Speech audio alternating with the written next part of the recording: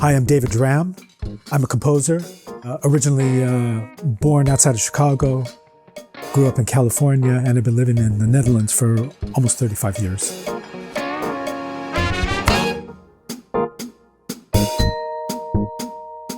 Really, the best advice I ever got as a young composer was from Louis Andriessen, and he said, "Don't wait for the phone to ring, make your own scene."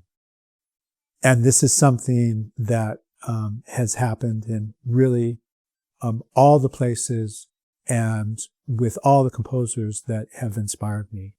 And that is that they have started their own bands, they've started their own ensembles, they've started their own festivals, they've started their own institutions. For instance, if you want to make electronic music, that can be super expensive if you want to buy a bunch of synthesizers and recording equipment and things like that. So why not band together and do it with 8 people and 10 people and start a whole center and share things? This is like the fundamental thing for me in how composers can function in society. It's not where you're hanging out in your own room and sending the score off as a PDF, but that you're in the middle of the scene and you're trying to make things happen for other people as well as yourself.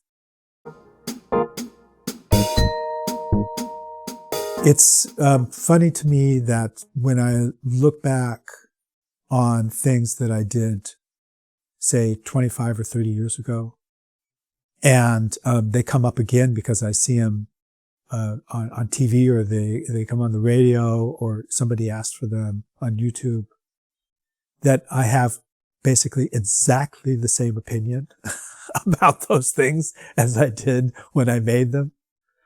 So in that sense, I'm not sure exactly how my taste has evolved. But one thing that definitely has evolved is that I've learned to dive in deeper, hopefully, to music making as a human activity. This whole social aspect of music making. The hierarchy that there is, for instance, with a conductor and an orchestra player. To me now, that's something that it's my responsibility to try and make at least a little change in how that hierarchy happens. If you're talking about the relationship between record companies and artists, or between Spotify and YouTube and artists, things like that, the only people that are going to make anything change are the artists themselves. And so I think this idea of working collectively to change music, not only in that, music changes over time in the way that it sounds or the way that it's actually structured. Pop songs get shorter and shorter, it seems like, for instance, but also just on the side of music making as a collective activity, there's a whole lot to do and a whole lot that can be improved from that point of view. I hope you enjoyed this episode. Don't forget, there's more to watch.